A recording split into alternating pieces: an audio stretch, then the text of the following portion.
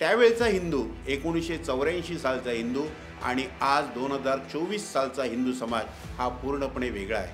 त्यावेळचा हिंदू तुम्ही एका गालावर मारलीत तर दुसरा गाल पुढे करत होता. 2024 सालचा हिंदू अरेला कारेने उत्तर देणार आहे.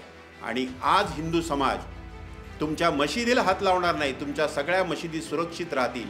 पण ज्या ठिकाणी तुम्ही आमची मंदिरं पाडून, आमची श्रद्धास्थानं पाडून, ज्या ठिकाणी तुम्ही वादग्रस्त वास्तू उभ्या केलेल्या आहेत, त्या सगळ्या वादग्रस्त वास्तू जमीनदोस्त करण्याचा निर्धार आजच्या हिंदू समाजाने केलेला आहे. त्यामुळे मला असं वाटतं की या देशामध्ये सौहार्द राहायचं असेल तर या देशातल्या अल्पसंख्याकांनी हे आत्मपरीक्षण करण्याची गरज आहे. आजचा हिंदू समाज हे सगळं सहन करणार नाही. मुलायम सिंग यांनी जाहीर केलं, कारसेवक काय एखादा पक्षीसुद्धा आपले पंख या उत्तर प्रदेशच्या भूमीवर फडफडू शकणार नाही.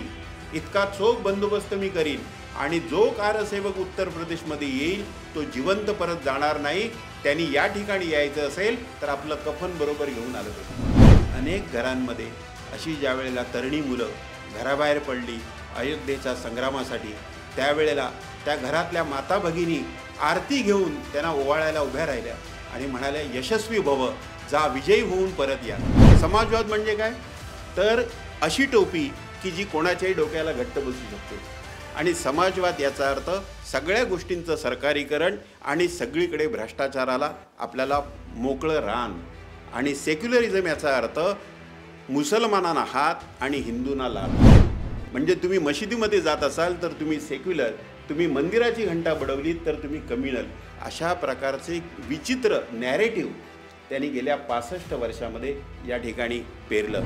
मी तर असं ऐकलंय सर, वरळीत तुम्ही खाकेत लाऊडस्पीकर घेऊन बाजारात आणि मंडईत जाऊन जाऊन प्रसार करत होतात. खरं आहे ते. त्यावेळेला आजच्यासारखी ज्याला आपण डिजिटल मीडिया म्हणू किंवा गॅझेट ज्याला म्हणू, अशा प्रकारची कोणतीच सोय नव्हती. हा विषय लोकांकडे नेणार कसा? कारण माझं स्वतःच सांगतो, ज्या वेळेला हे आंदोलन सुरू झालं 1984मध्ये, तेव्हा मलाच माहिती नव्हतं की अयोध्येमध्ये आपल्या प्रभू रामचंद्रांचं मंदिर हे कडिकुलपात आहे, त्याला टाळं लागलेलं आहे. म्हणजे स्वतंत्र हिंदुस्थानमध्ये या देशाचा एक राष्ट्रपुरुष तुरुंगात असू शकतो ही कल्पनाही कोणी केलेली नसेल, पण ती वस्तुस्थिती होती. एका कार्यकर्त्यांनी मला म्हटलं की मोहनजी, हे तुम्ही सांगताय शिलापूजन वगैरे, हे दगडाचं पूजन कोण करणार? तुम्ही काय आम्हाला मूर्ख समजता काय की दगडाचं पूजन करायला सांगताय? आता माझ्याकडे जबाबदारी होती ते करवून घेण्याची. मी त्याला म्हटलं, समजा कोणी नाही केलं तर तुमच्या घरी सत्यनारायण ठेवा आणि त्या चौरंगावर ही वीट ठेवा आणि लोकांना सत्यनारायणाच्या पूजेला बोलवा आणि तिथे आल्यानंतर त्यांना सांगा की ही वीट आपल्या गावाची अयोध्येच्या मंदिरासाठी जाणार आहे.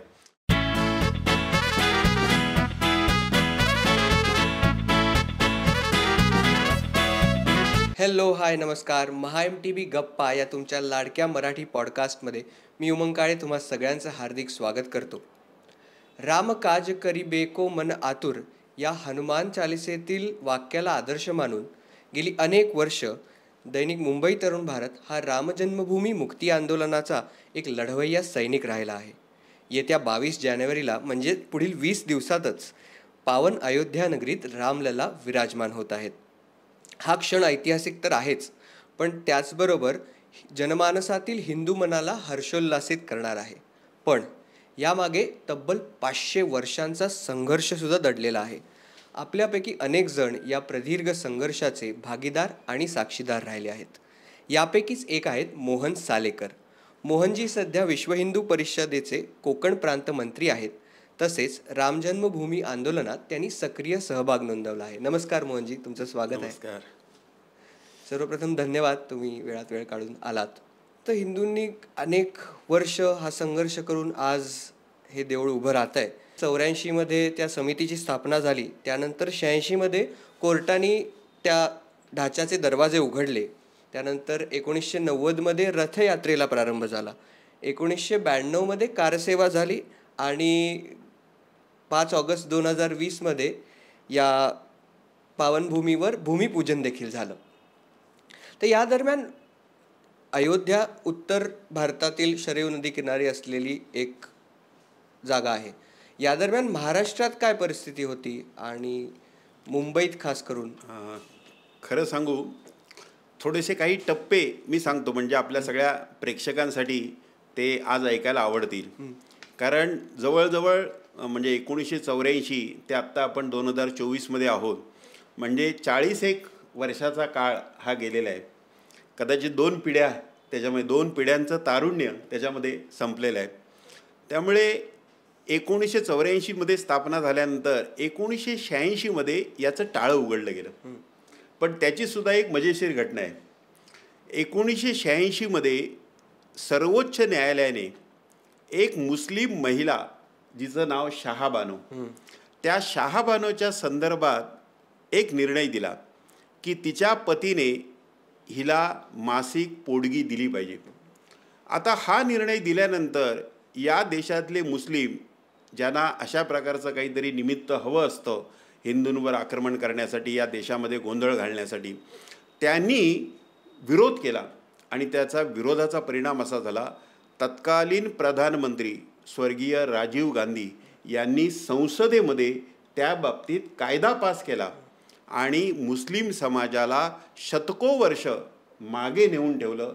आणि हे झाल्यानंतर देशातली जी सात्विक शक्ती होती, सज्जन शक्ती होती, या शक्तीने याविरुद्ध आवाज उठवायला सुरुवात केला. हे सुरुवात केल्याबरोबर आता मुसलमानांना तर खुश केलेले आहेत, आता थोडी हिंदूंची मतं मिळवूया. आणि या दृष्टीने राजीव गांधींनी 1986मध्ये उमेशचंद्र पांडे नावाच्या वकिलाने तो दावा दाखल केला आणि कृष्णदेव किंवा कृष्णमोहन पांडे असं त्यांचं नाव होतं, त्या कृष्णमोहन पांडे नावाचे जज होते.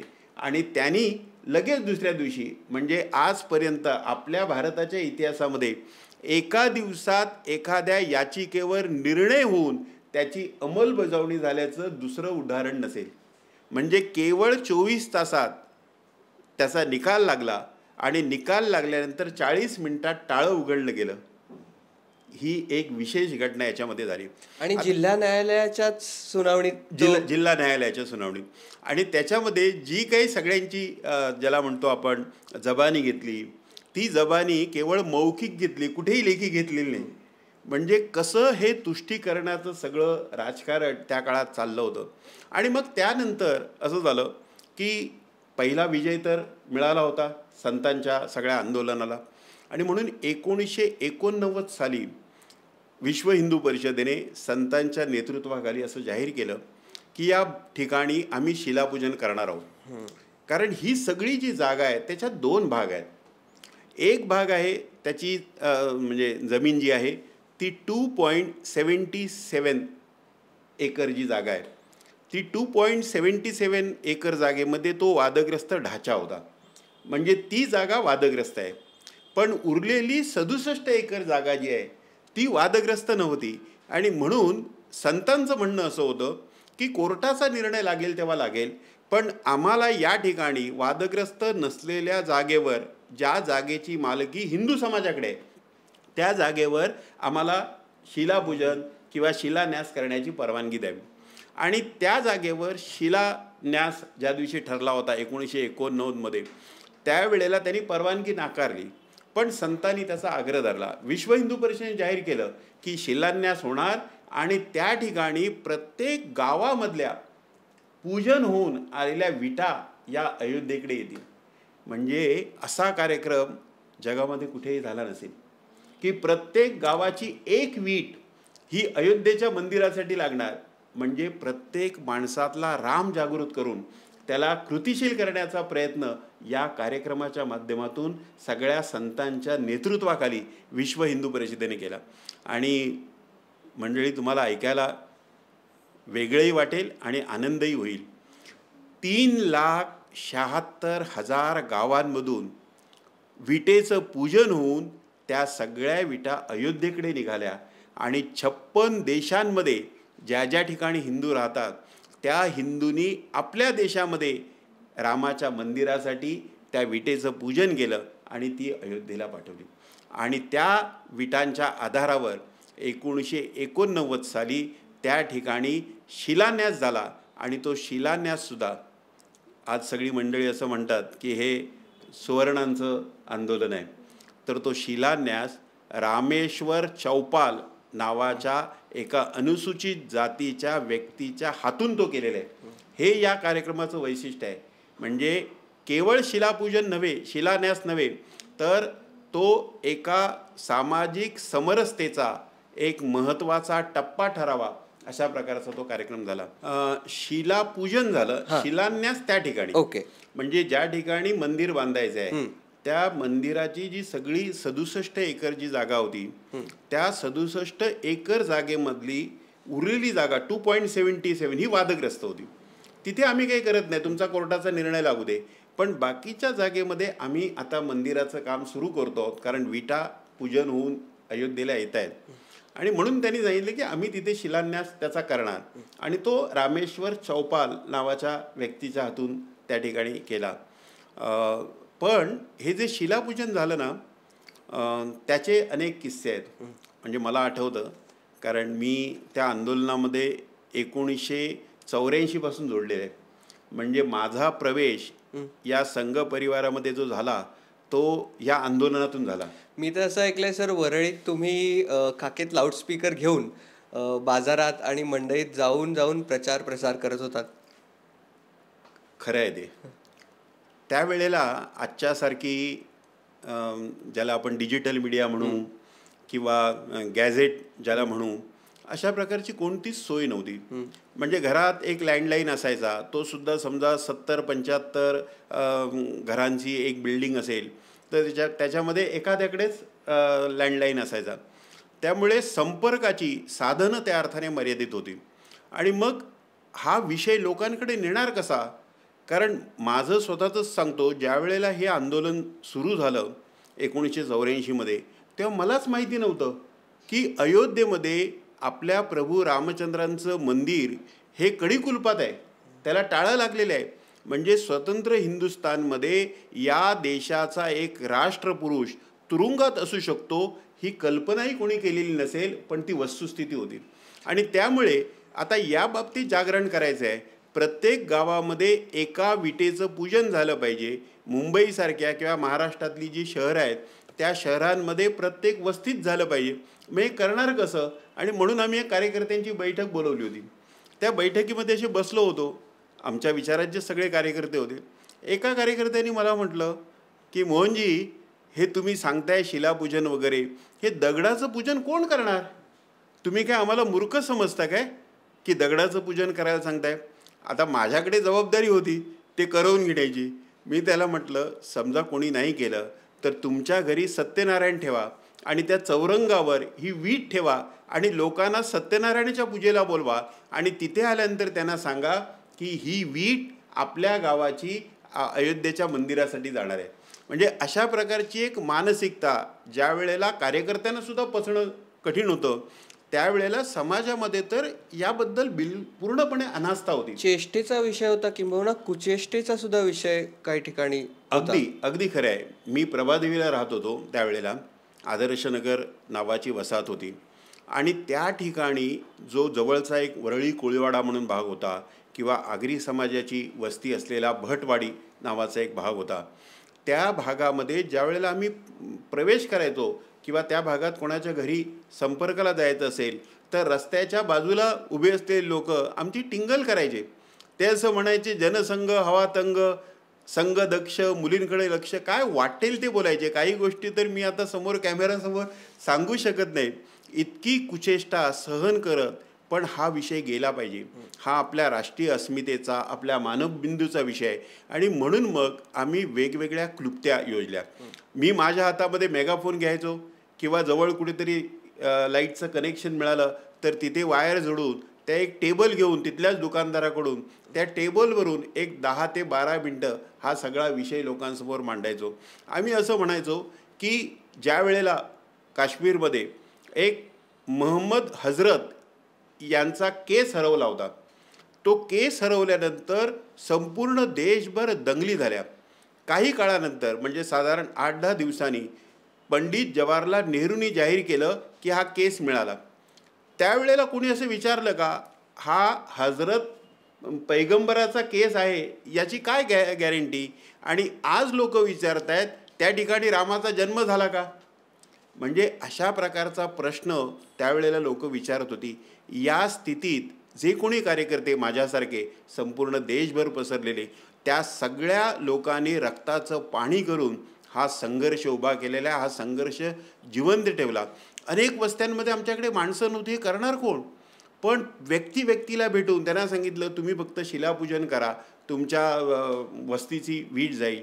पण त्यात दुसरा भाग असा लक्षात आला की राम नामाची ताकद काय. म्हणजे एक उदाहरण मी देतो. एका वस्तीचं, वरळी कोळीवाडा नावाची वस्ती होती आणि त्या ठिकाणी कम्युनिस्ट नगरसेवक सातत्याने 35 ते 40 वर्ष निवडून येत होता. मणिशंकर कवटे त्यांचं नाव, हे नाव सांगायला आता हरकत नाही.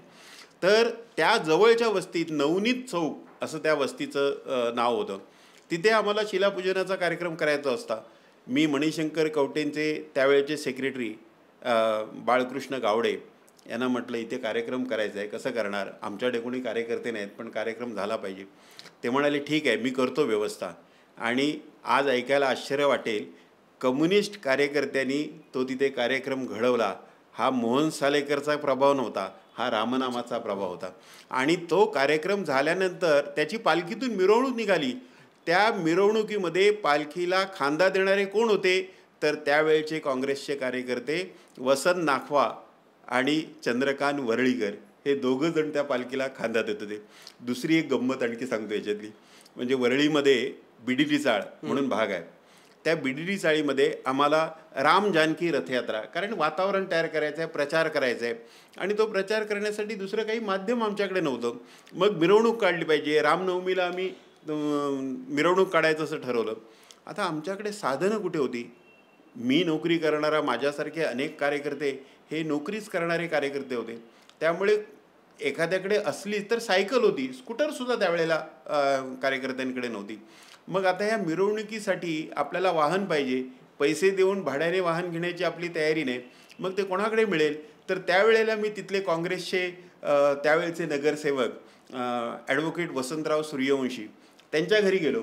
त्यांना म्हटलं वसंतराव असं असं आम्हाला काम करायचं आहे, तुम्ही काँग्रेसवाले आहात, तुम्ही सगळी मंडळी याला विरोध करताय, पण व्यक्तिगत तुम्ही राम बघतात, ह्या रामासाठी तुम्ही तुमची एक जीप दिली पाहिजे. आणि त्यांची जीप घेऊन आम्ही संपूर्ण रामाची मिरवणूक, राम जानकी रथयात्रा ही त्या जीपमधून वरळी कोळीवाडा, प्रभादेवी, लोअर परेल या सगळ्या भागामध्ये 8 दिवस ती फिरवली होती.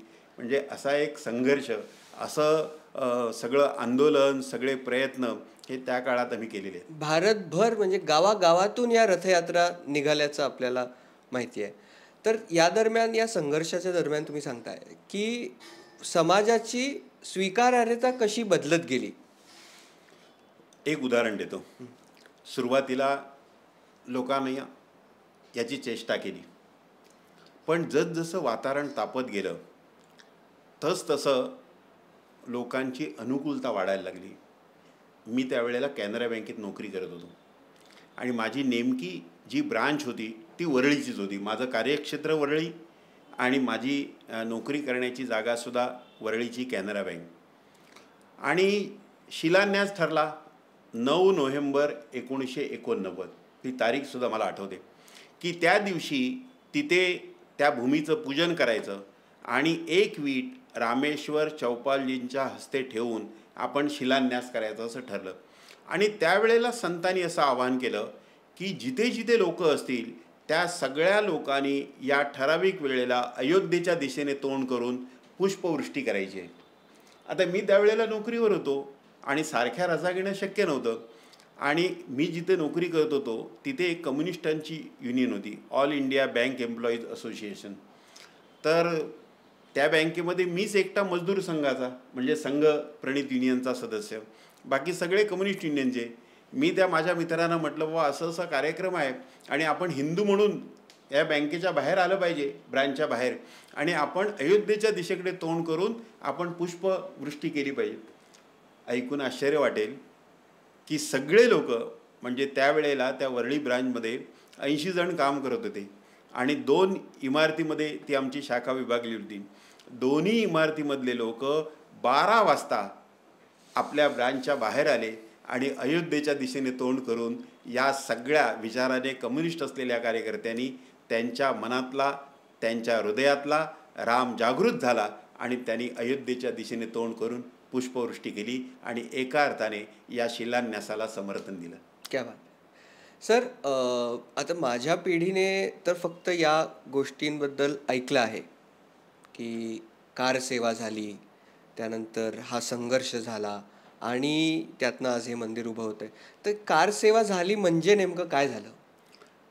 मला सुद्धा ना ज्या वेळेला हा शब्द ऐकला, कारण माझं काय बॅकग्राऊंड संघाचं नव्हतं. मी काय जन्मताच पाळण्यामध्ये संघाची टोपी घालून आलो नव्हतो. मी विश्व हिंदू परिषदेच्या कामातून म्हणजे बाहेरून नंतर संघाशी जोडला गेलो. तर त्यावेळेला पहिल्या वेळेला जेव्हा मी हा शब्द ऐकला तेव्हा मी सुद्धा आमच्या एका प्रौढ कार्यकर्त्याला विचारलं, कारसेवा कारसेवा म्हणतात म्हणजे काय करायचं आहे, काय गाडी घेऊन वगैरे जायचं आहे की काय तिथे? ते म्हणाले, उत्तर भारतामध्ये कर म्हणजे हाताने करायची सेवा ती कारसेवा. विशेषतः गुरुद्वारामध्ये जी सेवा केली जाते त्याला ते कारसेवा असं म्हणतात. तर उत्तर भारतातला हा शब्द करसेवा त्याचा थोडासा अपभ्रंश होऊन कारसेवा हा शब्द रूढ झाला. कारसेवा म्हणजे एखाद्या श्रद्धेय गोष्टीसाठी हाताने करण्याची सेवा म्हणजे कारसेवा. आणि अशी कारसेवा पहिल्या वेळेला जी झाली ती 1990मध्ये. ती तारीख नक्की केली 30 ऑक्टोबर 1990ला या मंदिरासाठी कारसेवा होणार. देशभरातून सगळे रामभक्त अयोध्येच्या दिशेने येणार असं संतांनी आदेश दिला. आणि त्यावेळेला उत्तर प्रदेशमध्ये मुलायम सिंगांचं राज्य होतं, मुलायम सिंगांचं सरकार होतं. त्यावेळचे BJPचे अध्यक्ष लालकृष्ण अडवाणी यांनी रथयात्रा जाहीर केली. सोमनाथ ते अयोध्या 25 सप्टेंबर ते 30 ऑक्टोबर असा 40 दिवसाचा 35-40 दिवसांचा तो पिरियड होता. आणि त्यांनी सोमनाथहून यात्रा सुरू केली आणि ती अयोध्येला 30 ऑक्टोबरला पोचणार होती. आणि संतांनी जाहीर केल्याप्रमाणे सगळे कारसेवक अयोध्येला 30 ऑक्टोबरला जावेत असं सगळं ठरलं होतं. आता ह्या सगळ्या काळामध्ये ती जी रथयात्रा होती त्या रथयात्रेचं काय वर्णन करू? म्हणजे मी खरं म्हणजे अनेकांना सांगतो, माझा जन्म स्वातंत्र्यानंतरच्या काळात झाला. त्यामुळे स्वातंत्र्यापूर्वी जे वातावरण होतं ते अतिशय मंतरलेलं वातावरण वगैरे अशी सगळी जुनी माणसं म्हणतात. पण मी तुम्हाला सांगू इच्छितो की माझा जन्म ज्या काळात झाला त्या काळातलं मला जी संधी मिळाली, परमेश्वराच्या कृपेमध्ये मी ज्या कामामध्ये जोडला गेलो, तो काळ माझ्या आयुष्यातला सुवर्ण काळ होता. म्हणजे मंतरलेला या शब्दाचा अर्थ काय असू शकतो याचा अनुभव, याची अनुभूती मी या काळामध्ये घेतली. अडवाणींची रथयात्रा जात होती.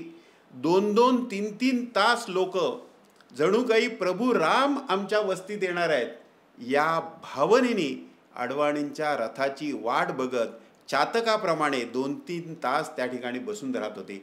आणि अडवाणींचा रथ आल्यानंतर प्रभू रामाचं आम्हाला दर्शन झालं या भावनेने हजारोच्या संख्येने लोक त्या ठिकाणी जमत होते. म्हणजे हे दृश्य मी कधीही विसरू शकणार नाही. म्हणजे आजच्या पिढीला ते दृश्य अनुभवायला मिळालेलं नाही. आज प्रत्यक्ष मंदिर साकार होते, पण त्याच्या मागची जी भूमिका आहे, त्याच्या मागचे जे परिश्रम आहेत ते मी स्वतः बघितलेले आहेत. हजारोचा समुदाय. आणि त्याच काळात सगळ्या ह्या लोकांच्या म्हणजे आज ज्यांना आपण ओळखतो, साध्वी ऋतंभरा असतील, साध्वी उमाभारती असतील, मुरली मनोहर जोशी असतील, कल्याण सिंग असतील, आचार्य धर्मेंद्र महाराज असतील, यांच्या झंझावाती सभा. म्हणजे मला आठवतं साध्वी ऋतंभरा त्यांची मुंबईमध्ये सभा होती दुपारी 1 वाजता. मी त्या भागात काम करत होतो. लोक येणार कुठून वर्किंग डेला दुपारी 1 वाजता. पण त्या व्यासपीठावर आल्या, त्या बोलल्या, त्यांनी बघितलं आणि त्यांनी जिंकलं असंच चित्र समोर होतं. अनेक वर्तमानपत्राचे मथळे होते, हिंदुत्वाचे वादळ मुंबईत. म्हणजे हे सगळं दृश्य मी बघितलेलं आहे. पण त्याच काळात विरोधसुद्धा होत होता. म्हणजे ज्या वेळेला कारसेवा पहिली जाहीर झाली 30 ऑक्टोबरला, त्यावेळेला तिकडे उत्तर प्रदेशचे त्यावेळेचे मुख्यमंत्री मुलायम सिंग यांनी जाहीर केलं, कारसेवक काय एखादा पक्षीसुद्धा आपले पंख या उत्तर प्रदेशच्या भूमीवर फडफडू शकणार नाही.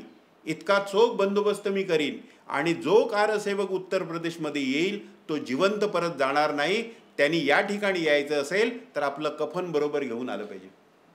म्हणजे अशा प्रकारचं वातावरण. पूर्ण उत्तर प्रदेशची तटबंदी त्यांनी केली होती. एका बाजूला अडवाणींची रथयात्रा सुरू होती, प्रचंड प्रतिसाद त्याला मिळत होता, आणि दुसऱ्या बाजूला कारसेवकांची नोंदणी संघ परिवार, विश्व हिंदू परिषद, सगळ्या संघ परिवारातील संस्था मिळून करत होत्या, अनेकांना आवाहन करत होते.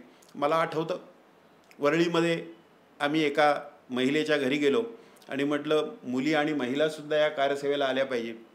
त्या म्हणाल्या की मुलायम सिंगने असं जाहीर केलं आहे. मी म्हटलं हो, जाहीर केलं आहे आणि ते खरंही आहे. आपण जायचं आहे ते सगळ्या घरच्या मंडळींचा निरोप घेऊन जायचं आहे, घरी सांगून जायचं आहे. काय आपले व्यवहार अर्धवट राहिले असतील ते व्यवहार सगळे पूर्ण करून जायचं. कारण आपण जाऊ पण परत येऊ की नाही याची कोणतीही गॅरंटी नाही.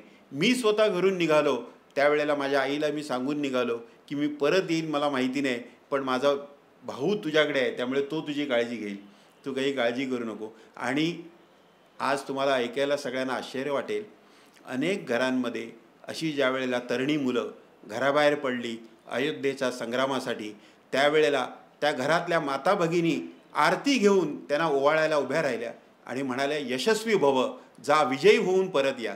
म्हणजे हे दृश्य मी माझ्या ह्या डोळ्यांनी ते बघितलेलं आहे. माझ्या घरामध्ये जे झालं ते मला आजूबाजूला दिसलं. एका बाजूला प्रचंड विरोध, दुसऱ्या बाजूला कारसेवकांचे जथ्थे निघाले होते. आम्ही सगळे निघालो होतो आणि माझ्याबरोबर सेंच्युरी मिलमध्ये काम करणारा एक सुमेर सिंग भाटी नावाचा होता. त्याला कमरेचं दुखणं होतं, पण त्याची तीव्र इच्छा होती. म्हणतो आता माझं उरलेलं आयुष्य समजा वाटेत माझं प्राण गेलं तरी चालेल, पण रामकाजसाठी माझं प्राण जावं आणि म्हणून मी येतो कारसेवकेला. मी म्हटलं बाबा नको येऊ, तू तुझी कंबर सगळी वाकली आहे, तो वाकत चालायचा. तो म्हणाला काही हरकत नाही, मला घेऊन चला. आम्ही गेलो ट्रेनमध्ये लपून, स्वतःची आयडेंटिटी लपवून आम्ही सगळ्यांनी ट्रेनमध्ये प्रवेश केला. त्यासाठी पैसेही नव्हते कोणाकडे. आम्ही लोकांकडून 500 रुपये त्यावेळेला एका कारसेवकाला खर्च येईल आणि त्याच्याकडे पैसे कुठे आहेत कारसेवेला जाण्यासाठी, त्याची मनाची तयारी आहे, असे पैसे जमा केले. ट्रेनमध्ये बसलो आणि माणिकपूरला गेल्यावर कुठून तरी पोलिसांना सुगावा लागला. आम्हाला त्या ठिकाणी पकडलं, सगळ्यांना अटक केलं. माझ्याकडे मुंबईचं नेतृत्व होतं त्यामुळे मी सगळ्यांची व्यवस्था बघत होतो. मला काही पळून जाणं कुठे शक्य नव्हतं. पण आम्हाला जिथे अडवलं ज्या स्टेशनवर, त्याच्यातून सुमेर सिंग आणि त्याच्याबरोबर आणखी काही लोक हे पळाले आणि ते जंगलामध्ये पळाले आणि जंगलामध्ये पळाले. वाट शोधत शोधत कुठे गेले माहीत नाही आणि आम्ही आपली त्यांची चिंता करत राहिलो. 30 ऑक्टोबरचा दिवस उजाडला. आता काय होणार? आम्हाला तर सगळ्यांना अटक झालं आहे. ठिकठिकाणच्या बातम्या येत होत्या की सगळीकडे कारसेवकांना अटक होते आणि प्रत्यक्ष आता कारसेवा होणार नाही अशा प्रकारचे तथाकथित जे प्रचार करणारी सगळी वर्तमानपत्रं होती. आज नाव घेण्याची गरज नाही, पण या सगळ्या वर्तमानपत्रांचा मथळा होता कारसेवा टाय टाय फुस, असे सगळे मथळे होते. आणि अशा स्थितीत आम्ही जेलमध्ये होतो. आम्हाला तिकडून पकडून मला महोबा जेलमध्ये ठेवलं होतं उत्तर प्रदेशमधल्या, आणि जेलमध्ये आम्ही सगळे होतो. त्या जेलमध्ये आम्हाला चिंता होती आता 30 ऑक्टोबरला काय होणार, ही कारसेवा फसणार की काय. आणि त्यावेळेला रेडिओ होते, त्यावेळेला TV एवढं नव्हतं, आणि रेडिओवर बातमी आली की अशोकजी सिंगलांच्या नेतृत्वाखाली कारसेवकांचा एक जथा बाहेर पडला. अशोकजी सिंगल यांच्यावर लाठी हल्ला झाला. त्या लाठी हल्ल्यामध्ये अशोकजी सिंगल जखमी झाले. पण दुसऱ्या बाजूला एका साधूने एका बसवर ताबा मिळवला आणि पोलिसांचे सगळे कडे तोडून सगळा तो जथा त्या गुंबदावर चढला आणि त्याने भगवा ध्वज फडकवला. आम्हाला धन्य वाटलं. हे दृश्य आम्ही बघू शकलो नाही, पण प्रत्यक्ष कानाने ते सगळं कान टवकारून कानाचा एकदम अगदी सगळी आपली शक्ती एकवटून आम्ही ते ऐकत होतो. आणि ते ऐकल्यानंतर आम्हाला वाटलं आमचं जीवन धन्य झालं, कारसेवा यशस्वी झाली, भगवा ध्वज फडकवला. आणि त्यावेळेला कलकत्त्याहून आलेले कोठारी बंधू, दोघं भाऊ होते, त्यांना पोलिसांनी खेचून त्यांना गोळ्या घातल्या. त्या कारसेवकांचा बळी गेला आणि त्या दिवशी 653 कारसेवकांचे मृतदेह हे शरयूच्या नदीमध्ये सगळ्यांना मिळाले. कारसेवा ज्या वेळेला तो ध्वज फडकला त्यानंतर सगळे माहिती गोळा करण्याचा प्रयत्न झाला की कुठल्या राज्यातले कोण कारसेवक गायब आहेत, त्यावेळेला असं लक्षात आलं 653 कारसेवक त्या कारसेवेच्या प्रयत्नात शहीद झाले. निहत्थे असलेले कारसेवक आज जे लोक व्यक्ती स्वातंत्र्याच्या गोष्टी करतात, त्या व्यक्ती स्वातंत्र्याच्या गोष्टी करणाऱ्या मंडळींनी एक विचार करण्याची गरज आहे की या मंडळींना, रामाच्या भक्तांना व्यक्ती स्वातंत्र्य नव्हतं का? त्यांनी काही शस्त्र घेऊन लढा दिला होता का? ते निहत्थे होते. त्यांच्या मुखी केवळ रामाचं नाव होतं आणि त्यांची एवढीच इच्छा होती, या देशाच्या माथ्यावर लागलेला कलंक आपण पुसून टाकला पाहिजे, आणि असा निर्धार करून ते अयोध्येच्या दिशेने निघाले होते. पण त्यांचाही बळी घेतला गेला. अशा प्रकारे ती पहिली कारसेवा झाली. म्हणजे आज आपल्याला सगळ्यांना 1992ची कारसेवा आठवते, पण त्याच्या अगोदरची जी कारसेवा झाली त्या कारसेवेनी पुढच्या लढ्याची बीज पेरलेली होती. 1992मध्ये जी कारसेवा झाली त्या दरम्यान परिस्थिती वेगळी होती, परिस्थिती बदलली होती. कल्याण सिंग तेव्हा तत्कालीन मुख्यमंत्री होते उत्तर प्रदेशचे, आणि ते म्हणाले मी काही कारसेवकांना अटक करणार नाही किंवा मी त्यांच्यावरती हल्लासुद्धा करणार नाही. बरोबर आहे.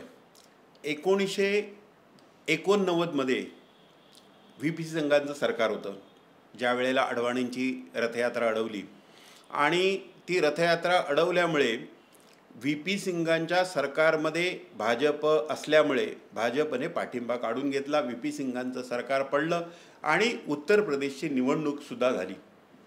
आणि हे सगळं मुलायम सिंगांच्या सरकारमध्ये कारसेवकांचे बळी गेलेले असल्यामुळे त्याचा सगळा परिणाम हा जनमानसावर झाला, आणि जनमानसामध्ये जो क्षोभ होता त्याचा परिणाम म्हणून उत्तर प्रदेशमध्ये भारतीय जनता पक्षाचं कल्याण सिंगांच्या नेतृत्वाखाली सरकार स्थापन झालं. 1992 साली दुसऱ्या कारसेवेची घोषणा झाली.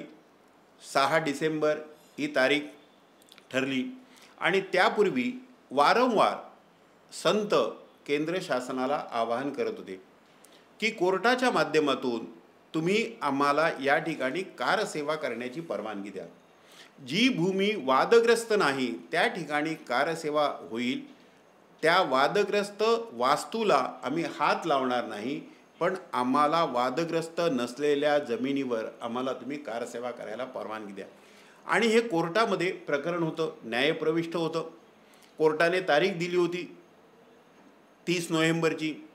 30 नोव्हेंबरला निर्णय येईल आणि आपल्याला कारसेवा करायला मिळेल, या आशेने लाखो कारसेवक अयोध्येमध्ये जमलेले होते. 30 नोव्हेंबर गेलं, त्यांनी दुसरी तारीख दिली, 2 डिसेंबरची तारीख दिली. आम्हाला कारसेवकांना वाटलं की आता तरी निर्णय येईल. 2 डिसेंबरची 5 डिसेंबर केली. 5 डिसेंबरला पण निर्णय आला नाही. 6 डिसेंबरला पुन्हा तारीख दिली, आणि त्या दिवशीसुद्धा कोर्टाने असं सांगितलं की तुम्ही प्रतिकात्मक कारसेवा करा. आता हे सगळं तारीख पे तारीखचा घोळ या देशामध्ये जो चालला होता, आणि हिंदूंवर जो अन्याय होत होता, आणि आमच्या देशामध्ये आमचं दैवत जर बंदिवासात असेल तर आमच्या जगण्याला अर्थ नाही, अशा प्रकारची भावना या कारसेवकांमध्ये उफाळून आली. आणि मग कारसेवकांनी निर्धार केला की या प्रश्नाचा निकाल लावला पाहिजे. पहिल्या वेळेला कारसेवेला आलो होतो त्यावेळेला आम्ही घरी सांगून आलो होतो की आम्ही कारसेवा करून परत येऊ. आत्ता आम्ही घरी जाऊन काय सांगणार लोकांना, आमच्या वस्तीतल्या आमच्या गावातल्या लोकांना आम्ही काय सांगणार, पुन्हा रिकाम्या हाताने परत आलो. अशा प्रकारचा एक क्षोभ कारसेवकांमध्ये होता.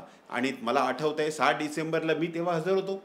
समोर लाखोचा समुदाय, सगळी तरुण मंडळी अशी समोर बसली होती. सभा, एक मंडप तिरी टाकलेला होता, स्टेज होता, आणि स्टेजवर मुरली मनोहर जोशी, उमा भारती, लालकृष्ण अडवाणी, ऋतंबराजी वगैरे ही सगळी मंडळी बसलेली होती. अशोकजी सिंगलही त्या सभेला होते, आणि भाषणं होत होती, आणि सगळे नेते म्हणत होते की कोर्टाने असा निर्णय दिलेला आहे. आणि तेवढ्यात एक छोटा समूह, अगोदरच सगळ्यांच्या मनामध्ये प्रचंड रोष होता, आणि त्या रोषाचा स्फोट झाला, आणि एक छोटा समूह त्या वादग्रस्त वास्तूच्या दिशेने पुढे गेला. आणि बघता बघता जसे वानर सरसर एखाद्या डोंगरावर चढून जावेत तशा पद्धतीने ही वानर सेना त्या गुंबदावर, त्या वादग्रस्त वास्तूवर तुटून पडली, आणि सगळा हिंदू समाजाचा 500 वर्षाचा राग त्यांनी त्या घुमटावर काढला. आणि बघता बघता सकाळी 11 वाजता हे सुरू झालं होतं. संध्याकाळी 5 वाजेपर्यंत हे तिन्ही घुमट जमीनदोस्त झाले. ती सगळी जमीन समतल करून घेतली, स्वच्छ करून घेतली आणि त्या ठिकाणी अस्थायी स्वरूपाचं, टेम्पररी स्वरूपाचं छोटंसं एक चबुतरा उभारून त्या ठिकाणी रामललाच्या मूर्तीची स्थापना झाली आणि सगळ्यांना असं वाटलं आज आपल्या जीवनाचं सार्थक झालं. खरं म्हणजे तो ढाचा पाडावा अशी कोणतीही योजना नव्हती. पण आपण बघतो व्यवहारामध्ये तुम्ही मांजरीसारख्या प्राण्यालासुद्धा तिचे बाहेर जाण्याचे सगळे दरवाजे जर बंद केले तर ती मांजरसुद्धा तुमच्या अंगावर झेप घेते आणि तुमच्या गळ्याचा घोट घेते. हिंदू समाज सहिष्णू आहे, संवेदनशील आहे. पण किती वर्ष, तारीख पे तारीखचा घोळ तुम्ही किती वर्ष घालणार आहात? या देशामध्ये सेक्युलरिझमच्या नावाखाली फक्त हिंदूंना बडवणार आहोत. महात्मा गांधींनी म्हटलं एका गालावर मारली तर दुसरा गाल पुढे करा. हे आम्ही किती सहन करायचं? हिंदू समाजाने निर्धार केला होता तुम्ही एका गालावर मारली आहेत, आम्ही तो हात तुमच्या खांद्यापासून वेगळा करू. हा जो कलंक लागलेला आहे तो पुसून आम्ही या ठिकाणाहून जाऊ. आणि हा निर्धार त्यांनी प्रत्यक्ष कृतीत उतरवला.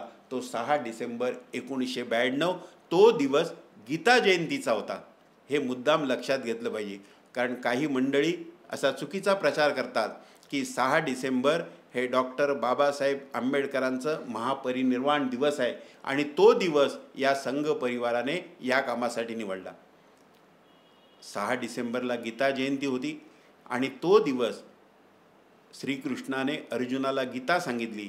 त्यामुळे या हिंदू समाजाला सुद्धा लढण्याची प्रेरणा दिली पाहिजे आणि म्हणून कारसेवेसाठी 6 डिसेंबर 1992 हा गीता जयंतीचा दिवस ठरवला होता. हे आपण सगळ्यांनी मुद्दाम लक्षात घेतलं पाहिजे. आणि म्हणून आत्ता दरवर्षी ज्या वेळेला शौर्य दिवस आपण साजरा करतो तो गीता जयंतीच्या दिवशी करतो. ते गीता जयंतीचा दिवस हा बदलत राहतो डिसेंबर महिन्यामध्ये. तर तो जो प्रसंग आहे तो आजही मला पूर्णपणे आठवतो आणि तो ढाचा तिथून ध्वस्त झाला आणि त्यानंतर मग पुढची न्यायालयीन लढाई सुरूच राहिली. 2019मध्ये न्यायालयाने जो निर्णय दिला ती केस कधी दाखल झाली होती?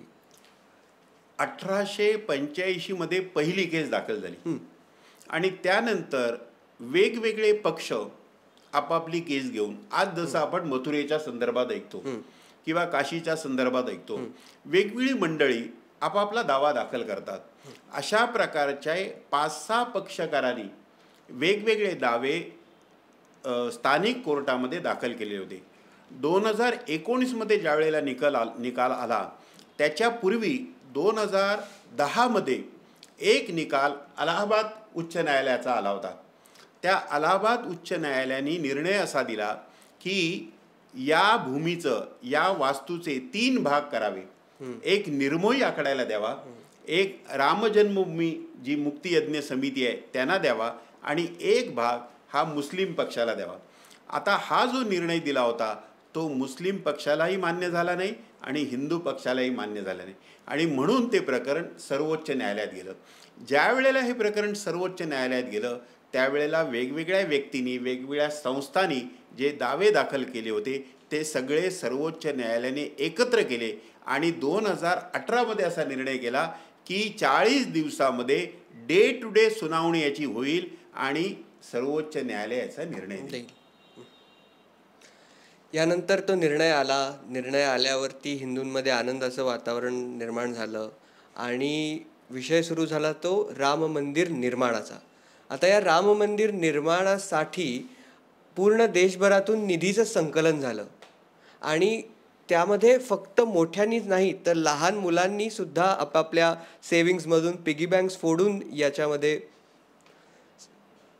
डोनेशन दिलेलं आहे, याच्यामध्ये निधी संकलित केलेला आहे. त्याबद्दल काय सांगा? खरंच म्हणजे मी या सगळ्या आंदोलनात सुरुवातीपासून असल्यामुळे सगळ्या घटना माझ्या डोळ्यासमोर अशा जिवंत उभ्या राहत आहेत. निधी संकलनाचा जेव्हा विषय आला त्यावेळेला केंद्रीय स्तरावरच्या मंडळींना सुद्धा असं वाटत होतं की 500 कोटी जमले तरी खूप होईल, तेवढे जमतील की नाही अशी सुद्धा शंका होती. आम्हाला सुद्धा कार्यकर्त्यांना असं वाटत होतं की लोक निधी देतील का, कारण आम्हाला राम नामाच्या शक्तीचा अंदाज नव्हता किंवा ती शक्ती समजून घेण्यामध्ये आम्ही कमी पडलो होतो. पण प्रत्यक्ष ज्या वेळेला निधी संकलन सुरू केलं त्यावेळेला अनुभव विलक्षण आला.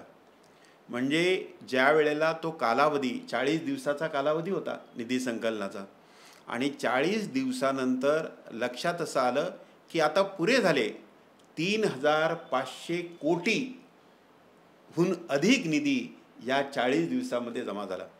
मी हे परकीय दानाशिवाय परकीय दान घेतलंच नव्हतं तेव्हा FCRAची आपल्याला परवानगी मिळालेली नव्हती. त्यामुळे परकीय दान आपण घेतलंच नाही आणि घेऊ शकत नव्हतो. हे केवळ आपल्या देशातल्या, आणि ते दान घेताना प्रत्येक रामभक्ताकडे जावं.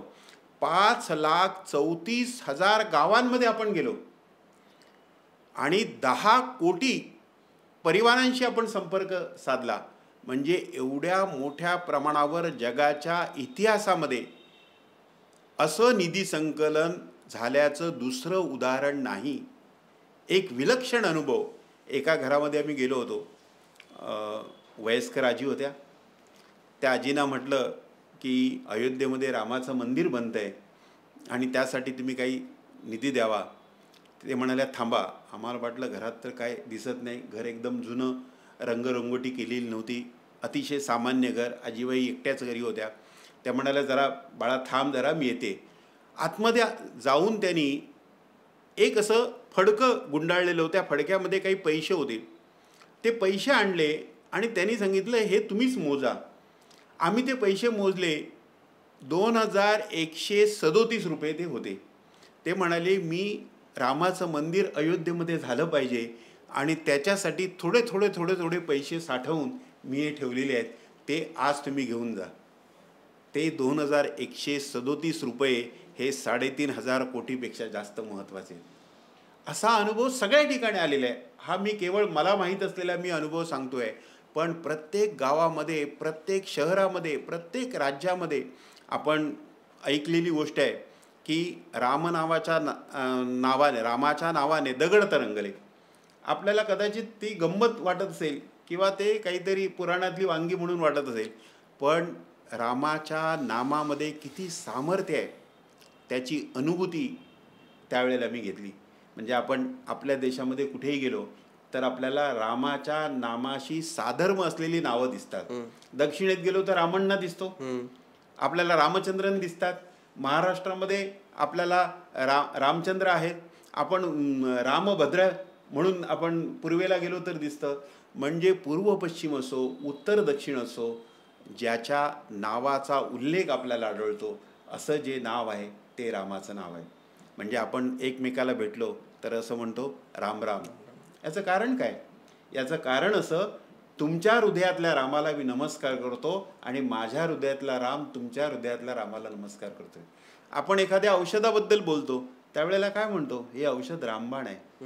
आणि ज्या वेळेला अंतिम क्षण जवळ येतो त्यावेळेला सुद्धा आपली इच्छा असते माझ्या मुखात या अंतिम क्षणाला रामाचं नाव असावं. हे सामर्थ्य त्या निधी संकलनामध्ये आम्हाला समजून आलं. प्रचंड अनुभव, खूप छान अनुभव.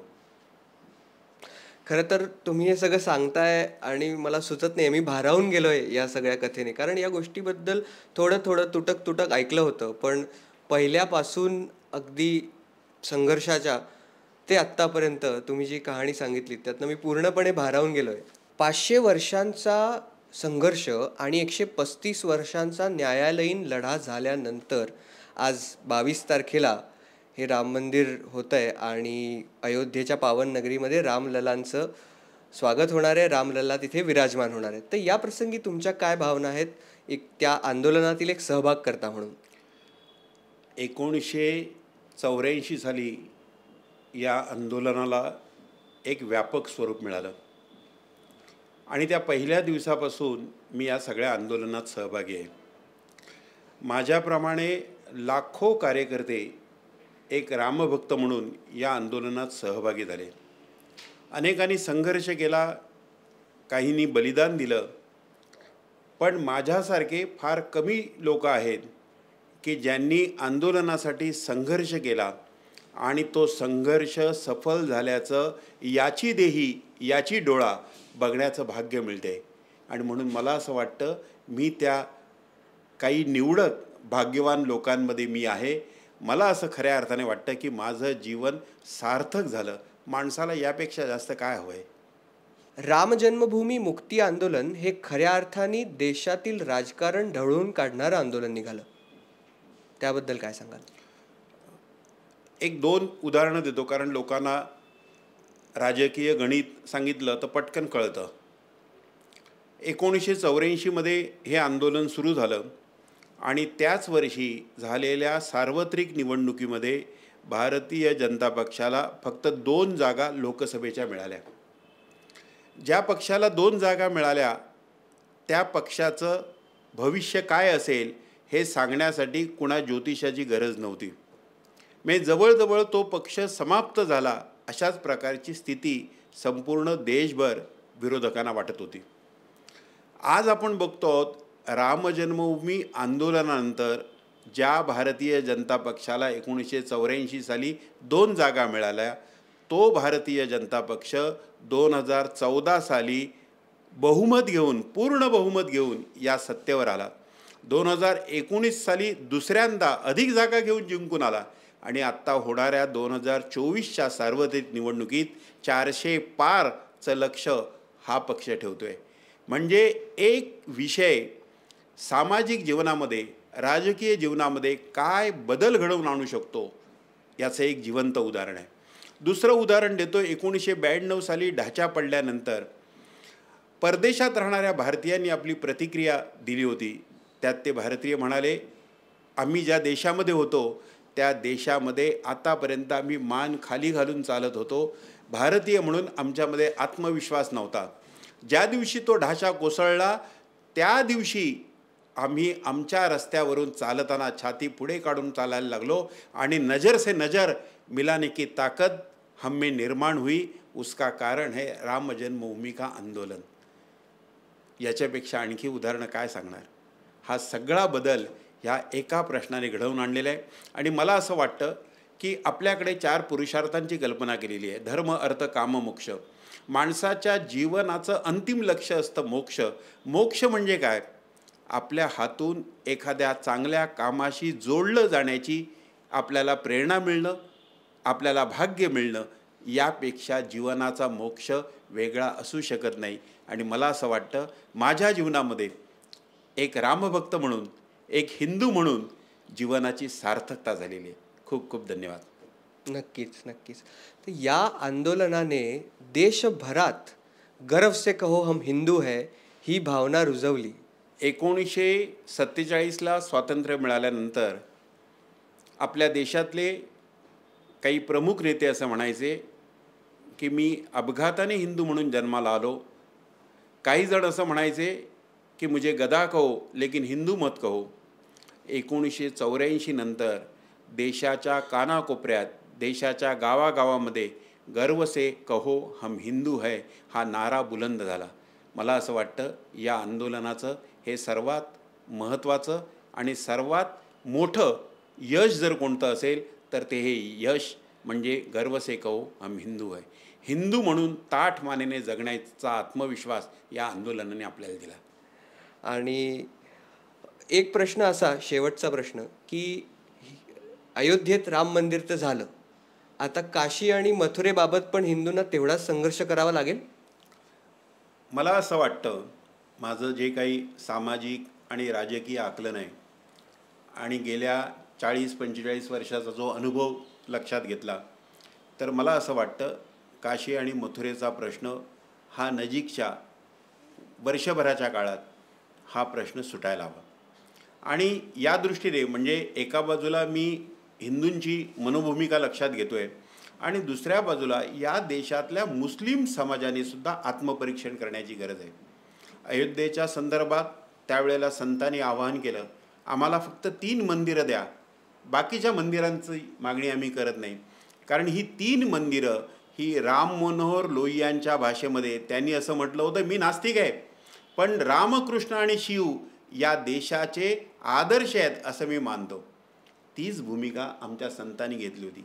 आजसुद्धा मुसलमानांनी आत्मपरीक्षण करण्याची गरज आहे आणि स्वतःहून पुढे येऊन या ज्या 2 जागा आहेत, मथुरेचं श्रीकृष्ण मंदिर आणि काशी विश्वनाथ मंदिर या दोन्ही जागा त्यांनी हिंदूंना दिलं पाहिजे आणि बदल्यामध्ये त्यांना दूरवर एक जागा मशिदीसाठी अवश्य शासनाच्या मदतीने किंवा हिंदू समाजाच्या मदतीने ही निश्चितपणे दिली जाईल.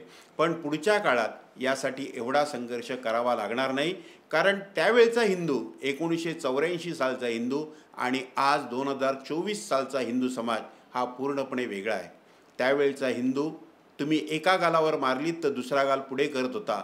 2024 सालचा हिंदू अरेला कारेने उत्तर देणार आहे. आणि आज हिंदू समाज तुमच्या मशिदीला हात लावणार नाही, तुमच्या सगळ्या मशिदी सुरक्षित राहतील. पण ज्या ठिकाणी तुम्ही आमची मंदिरं पाडून, आमची श्रद्धास्थानं पाडून, ज्या ठिकाणी तुम्ही वादग्रस्त वास्तू उभ्या केलेल्या आहेत, त्या सगळ्या वादग्रस्त वास्तू जमीनदोस्त करण्याचा निर्धार आजच्या हिंदू समाजाने केलेला आहे. त्यामुळे मला असं वाटतं की या देशामध्ये सौहार्द राहायचं असेल तर या देशातल्या अल्पसंख्याकांनी हे आत्मपरीक्षण करण्याची गरज आहे. आजचा हिंदू समाज हे सगळं सहन करणार नाही. तर हा सगळा संघर्ष सुरू होता, तो काळ खूप आधीचा होता. तेव्हा टेक्नॉलॉजी पण तेवढी प्रगत नव्हती, तेव्हा सोशल मीडियाही नव्हतं. म्हणजे आजच्या काळात एकाच वेळेला आपण अनेक जणांपर्यंत असे पोचू शकतो, पण त्यावेळेला पोचू शकत नव्हतो. तर त्यावेळेला आपण कसे पोचलो लोकांपर्यंत? खरंच कठीण होतं त्यावेळेला. पण त्यावेळेला मी जसं म्हटलं की एक भारावलेलं वातावरण होतं आणि ज्या वेळेला एका विचाराने माणसं झपाटली जातात त्यावेळेला मोठे डोंगरसुद्धा पोखरले जातात. आपल्याला दशरथ मांजींची गोष्ट माहिती आहे. त्यांच्या पत्नीचं निधन होतं आणि ते केवळ वेळेवर उपचार मिळाले नाही म्हणून होतं. दुसऱ्या कुणावर अशी वेळ येऊ नये म्हणून तो माणूस डोंगर पोखरतो आणि रस्ता तयार करतो. संपूर्ण हिंदू समाज राम जन्मभूमीवर आमचं श्रद्धास्थान पुन्हा उभं राहिलं पाहिजे या विचाराने झपाटलेला होता. आम्ही त्या विचाराने झपाटलेलो होतो आणि म्हणून ज्या काही उणिवा होत्या, जी काही साधनं आमच्याकडे नव्हती, त्याच्याबद्दलची चिंता नव्हती. आम्ही शारीरिक कष्ट प्रचंड केले. ज्या वेळेला सोशल मीडिया नव्हता त्यावेळेला मॅन टू मॅन संपर्क होता. मला आठवतं एखादी बैठक असेल, एखादा कार्यक्रम असेल तर त्या कार्यक्रमाला लोकांना निमंत्रण द्यायचं असेल, 7 वाजताचा कार्यक्रम असेल संध्याकाळी, तर मी घरातून 5 वाजता निघायचो आणि जे अपेक्षित आहेत त्या सगळ्यांना आठवण करत करत पायी चालत, त्यावेळेला माझ्याकडे दुचाकीसुद्धा नव्हती आणि पायी चालत चालत आम्ही निरोप देत त्या कार्यक्रमाच्या ठिकाणी पोचत होतो. असे अनंत कष्ट माझ्यासारख्या अनेक कार्यकर्त्यांनी घेतलेले आहे. मी कोकणातला आहे आणि कोकणामध्ये दापोलीमध्ये मी काही वर्षापूर्वी गेलो होतो. त्या ठिकाणी भावे नावाचं एक कुटुंब राहतं. त्या भावेंकडे मी गेलो तर भावेंना विचारलं, म्हटलं तुमची जी बैठक व्हायची ती गुहागरला व्हायची आणि दापोली आणि गुहागर हे अंतर खूप मोठं आहे, तुम्ही कसे जात होतात? त्यावेळेला एसटीची सुद्धा सोय नव्हती. ते म्हणाले सकाळी 10 वाजता बैठक असेल तर आम्ही 4 वाजता सकाळी घर सोडायचो आणि 10 वाजता तिथे पोचायचो आणि त्या बैठकीत जे ठरायचं ते आमच्या गावात येऊन करायचो आणि त्यासाठी भयंकर पायपीट ही आम्ही सगळ्यांनी केलेली आहे. पण शेवटी जेव्हा एखादं पवित्र कार्य आपण हाती घेतो त्यावेळेला परमेश्वराची कृपा, परमेश्वराचा आशीर्वाद आणि 100 हत्तीचं बळ तुमच्यामध्ये येतं. मला असं वाटतं तेच त्याचं महत्त्वाचं कारण असेल. या सगळ्यामध्ये, या संघर्षामध्ये प्रचंड मेहनत आणि प्रचंड मॅनपॉवर ही वापरली गेली होती. तर त्याचबरोबर या राम जन्मभूमी मुक्ती आंदोलनाचे जसे सपोर्टर्स होते, म्हणजे जसे सपोर्टर्स होते तसेच या आंदोलना विरोधी लोक होते, काही बाधकही होते. तर हे अयोध्येचे बाधक कोण होते? सेक्युलरिझमचा मी उल्लेख मगाशी माझ्या बोलण्यामध्ये केला होता. सेक्युलरिझमची विकृत कल्पना डोक्यात घेऊन त्यांचा 1 पॉईंट अजेंडा होता, तो म्हणजे हिंदूंना झोडपणं. त्याच्यामध्ये भारतीय जनता पक्ष सोडून बाकी सगळे जे लोक होते ते सगळे लोक याच्या विरोधात उभे राहिले होते आणि प्रत्येक वेळेला ते कुचेष्टेने म्हणायचे, मंदिर तो वही बनाएंगे लेकिन तारीख नहीं बताएंगे. म्हणजे आज अगदी नाव घेऊन सांगायचं झालं तर ज्यांच्या पिताश्रींनी हिंदुत्वाचा वसा घेतला होता अशा बाळासाहेब ठाकरेंचे सुपुत्र आणि आता शिल्लक सेनेचे प्रमुख उद्धव ठाकरे हे कुचेष्टेने म्हणत असत मंदिर बनाएंगे लेकिन तारीख नहीं बताएंगे. अशा प्रकारची जी स्वतःला हिंदुत्ववादी म्हणवून घेणारी मंडळी प्रत्यक्षात हिंदुत्वाचं काही काम करत नव्हते. बाबरी ढाचा आम्ही पाडला असं ते म्हणायचे, पण त्यावेळेचा प्रसंग सांगतो मी. 7 डिसेंबरला ढाचा पडला आणि 7 डिसेंबरला मनोहर जोशी, रमेश मोरे हे कामगार नेते होते शिवसेनेचे, आणि दत्ताजी साळवी हे 7 डिसेंबरला तिथे आले. आणि तिथे आल्यानंतर सगळे कारसेवक परतीच्या दिशेला लागले होते. त्या कारसेवकांनी तो ढाचा पडल्याच्या खुणा म्हणून आपल्याबरोबर तिथले दगड विटा बरोबर घेतल्या होत्या. या तिघांनी आमच्याकडचे ते दगड आपल्याकडे घेतले. आम्ही पण त्यांना ते दगड दिले आणि मुंबईत येऊन त्यांनी प्रेस कॉन्फरन्स घेतली आणि आम्ही बघा बाबरी ढाचा पाडायला आम्ही गेलो होतो. खरं म्हणजे ते गेलेले नव्हते. ते 7 डिसेंबरला तिथे हे तिघंजण पोचलेले होते. मी तिथे हजर होतो. आम्ही ज्या वेळेला मुंबईत आलो आणि 2-3 दिवसाची वर्तमानपत्र बघितली त्यावेळेला म्हटलं की आम्ही ढाचा पाडला. अरे तुम्ही होतात कुठे? तुम्ही कोणीच या आंदोलनात नव्हतात. व्यक्तिगतरित्या काही शिवसैनिक असतील पण ते व्यक्तिगत स्वरूपात होते. त्यामुळे आज जे म्हणतायत की आम्ही त्यावेळेला होतो तर ते काही खरं नाही आहे. पण अशी सगळी मंडळी या विरोधात उभी राहिली होती. पण या विरोधामध्ये सुद्धा अनुकूलता जी समाजाची असते, शेवटी समाजशक्ती ही सगळ्या विरोधावर मात करते आणि तो अनुभव आम्ही घेतला. ही समाजशक्ती, रामशक्ती या सगळ्या विरोधकांच्या छाताडावर उभी राहिली आणि त्या ठिकाणी आज राम मंदिर होतं आहे. ते या सगळ्या विरोधकांच्या छाताडावर उभं राहून या हिंदू शक्तीने उभं केलेलं आहे. तर एवढ्या मोठ्या प्रदीर्घ संघर्षानंतर आज हे मंदिर उभं राहतं आहे आणि 22 जानेवारीला रामलला अयोध्येमध्ये विराजमान होणार आहेत. याचबद्दल आणि या राम मंदिर मुक्ती आंदोलनाच्या संघर्षाबद्दल मोहन सालेकरांनी आपल्याला अनुभव कथन केलं. त्याबद्दल तुमचे खूप खूप धन्यवाद मोहनजी. धन्यवाद. मला सुद्धा या ठिकाणी हा सगळा अनुभव शेअर करता आला. कारण आजच्या पिढीला केवळ सर्वोच्च न्यायालयाचा निर्णय याचीच माहिती आहे, पण या निर्णयाच्या मागे हिंदू समाजाने किती संघर्ष केलेले आहे हे आजच्या तरुण पिढीसमोर आलं पाहिजे. कारण यातूनच प्रेरणा घेऊन या देशाला उज्ज्वल भविष्य हे सगळे तरुण देऊ शकतात. कारण शेवटी हा देश एकेकाळी परमवैभवाच्या स्थितीत होता. पुन्हा एकदा या केवळ मंदिराचं निर्माण नाही तर राष्ट्र मंदिराचं निर्माण आपल्याला करायचं आहे आणि त्यासाठी हा सगळा इतिहास आपण समजून घेतला पाहिजे. खूप खूप धन्यवाद. खूप खूप धन्यवाद. तर तुम्ही पाहताय MHA-MTV गप्पा. तुम्हाला आमचा आजचा एपिसोड कसा वाटला हे तुम्ही आम्हाला कमेंट्समध्ये नक्की कळवा. धन्यवाद.